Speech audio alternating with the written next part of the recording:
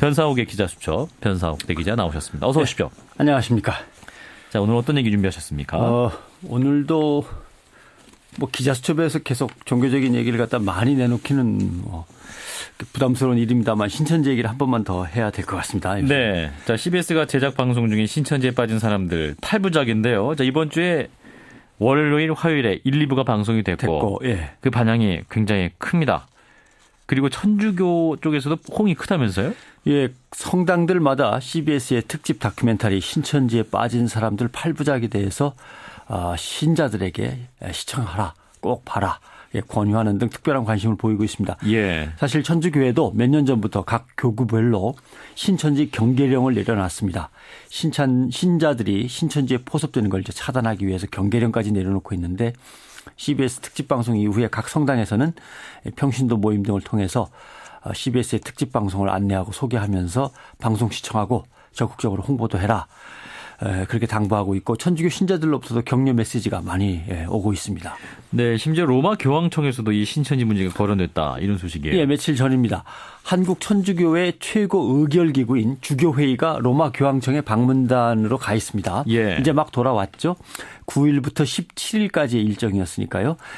지난 10일에 로마 교황청을 방문 중인 한국 천주교회 주교단이 교황청 관계자들을 만나서 한국의 이단 신천지 집단 때문에 피해가 너무 심하다. 피해 상황을 설명하고 함께 대책을 논의한 것으로 전해졌습니다. 예. 한국 천주교 주교회의의 신앙교리위원장을 맡고 있는 조규만 주교 등 이제 한국 주교단은 교황청 내의 신앙교리성 차관인 루이스 나다리아 대주교를 만나서 최근에 한국 천주교를 위협하고 있는 신천지 집단의 활동을 설명했고 한국 천주교회의 피해 상황도 전했고 이렇게 대응하려고 한다. 자세히 설명하고 협력 방안 등을 논의했습니다. 예. 이 같은 논의는 천주교는 좀 이렇게 움직임이 뭐랄까요? 느긋한 면이 있습니다. 근데도 이렇게 나오는 것은 신천지 집단이 교인들을 개별적으로 만나서 포교하는 게 아니라 천주교 사제로 위장하고 성당에 몰래 잠입해서 신자들을 포섭하는 사건이 자꾸 일어나고 있기 때문에 대책을 갖다가 본격적으로 강화하고 있는 것이죠. 아니, 그러니까 천주교 사제, 그러니까 신부처럼 위장을 한다면 예. 신부 복종을 했다는 거죠. 그렇죠. 천주교회의 공식적인 언급들만 제가 인용해서 소개하겠습니다.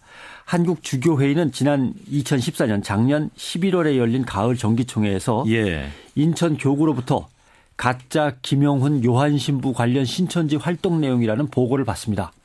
보고를 받고 나서 주교회의는 각 교구가 이와 관련된 정보를 공유해서 모든 신자들이 경계하도록 하라고 긴급히 지시를 했죠. 김영훈이라고 하는 인물은 자기를 서울대교구 소속이었다가 오스트리아 빈교구로 이적했다가 활동한 뒤에 프란체스코 교황이 한국에 오실 때 같이 따라서 들어왔다. 이제는 한국에서 활동하겠다라고 소개를 하면서 자칭 신자들을 따로 불러내서 신천지 교육장소로 데려가다가 적발됐습니다. 예. 처음에는 성당이나 가톨릭 관련 단체 등에서 성경 공부를 하자고 그리로 오라고 꼬인 다음에 서울 신사역 근처에 있는 신천지 위장 교육장소로 신자들을 데려간 것으로 확인이 됐습니다.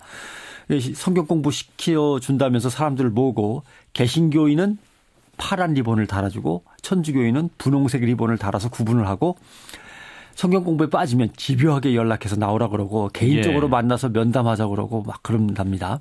면담할 때는 또 옆에 엔젤 리더스라는 멤버들도 쭉 동원해서 데리고 나온다고 합니다. 근데 잘 들어보면 찬송하고 기도를 할 때 대충 얼버무린다고 합니다. 예. 이 인천교구서 보고 내용입니다.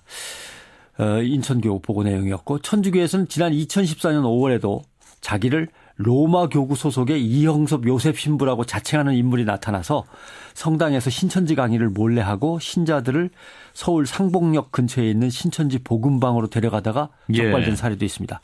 나이는 50대 중반쯤 되고 로만 칼라의 딱 정식 사제복은 아닌데 얼추 보면 그 비슷한 것 같은 느낌의 마치 사제복을 입고 있는 듯한 느낌의 옷들을 갖다 주로 입는다고 합니다. 놀랍군요. 사제복을 입고 성당에서 강의까지 하고 신천지 복음방까지 데려갔는데.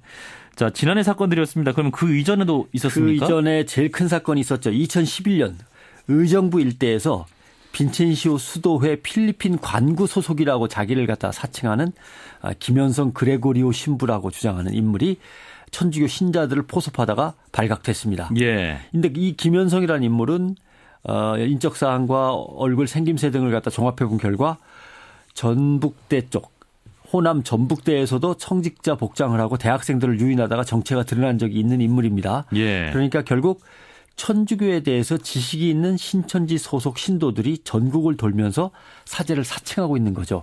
왜 전북대냐? 광주와 전주 쪽에 신부를 위장한 인물들이 자주 나타난 이유가 있습니다. 예, 왜 그런가요? 가톨릭은 그 지역별로 신학대학이 따로 있습니다. 예. 그래서 호남 쪽, 그러니까 전주 지역, 광주 지역, 전라남도, 전라북도 지역은 광주에 가톨릭 지역 대학이 있습니다. 그러니까 신학대학이 있는 지역들을 갖다 이제 중심적으로 노리고 있는 것이죠. 예. 김현성이라는 인물은 실제로 필리핀에서 천주교 수도회에 잠깐 몸을 담고 신학 공부를 하다가 탈퇴하고 신천지로 넘어가서 천주교 신자 중심으로 포섭 작업을 벌이고 있는 인물인 것으로 지금 알려져 있습니다. 예. 그러니까 지금 이들은 또 이제 지금 썼던 이름은 안 쓰겠죠. 다른 이름을 다 쓰면서 전국의 성당 주변과 가톨릭 신학대 주변에서 암약하고 있기 때문에 주의보가 내려져 있습니다. 지역 성당을 아마 유심히 보시면 모두 신천지 출입 금지라는 스티커가 붙어 있는 걸 아마 보실 수 있습니다. 또 서울대교구의 경우 2013년 6월 주보를 통해서 공식적으로 경고령을 내렸습니다. 근데 내용이 아주 상당히 좀 의미가 있습니다. 60세 이하의 젊고 능력 있는 신자들은 신천지를 주의하라. 이렇게 되어 있습니다. 이게 무슨 의미예요? 젊고 능력 있는. 그러니까 서울대교구 얘기를 따르면 주보에 나타난 내용을 보면 신천지의 공격은 이미 위험 단계에 이르렀으며 장애인이나 노인에게는 접근하지 않고 젊고 능력 있는 신자들을 노리고 있으니 주의하라. 이렇게 당부했습니다. 그러니까 포섭해봤자 별로 이용 가치가 없는 사람들은 자기네는 포섭 안 하겠다는 얘기가 되는 거죠. 나중에 포교 이용하기 힘들고. 그렇죠. 예. 네. 그러니까 한국 천주교회는 이렇게 밝히고 있습니다. 신천지 집단에 대해서 개신교계의 대응이 제대로 이루어지면서 포섭이 어려워지자 이제는 천주교 신자들을 신천지가 목표로 삼고 있다. 그러니 모르는 신부가 성경 공부를 권하거나 또 성직자 복장을 하고 있더라도 소속을 반드시 확인하라고 당부하고 있습니다. 예. 천주교회는 이제 신자들이 들어가면 예비자 교리반이라는 게 있습니다. 예. 예. 그래서 처음 온 사람들을 이제 신도로 교육시키는 과정이 있는데 그 과정에서도 신천지 교인들이 숨어 들어왔다가 적발되는 사례가 빈발하고 있습니다. 예. 그러니까 종교라는 것이 생겨날 수 있습니다. 그걸 예. 이제 우리는 신흥 종교라고 부르죠. 그러나 이렇게 위장과 거짓을 동원한 포섭, 가족의 해체, 예. 학업과 직장 중단을 가져오는 사회적으로 건전치 못한 집단은 이걸 신흥 종교라고 부를 건지 아니면 사이비 사교라고 부를 건지는 뭐 여러분께서 지금까지의 내용을 근거로 판단해 보시면 아실 거라고 생각합니다. 네. 여기까지 듣죠. 변상학 대기자였습니다. 다음 주 고맙습니다. 월화 또 특집도 기대해 주십시오.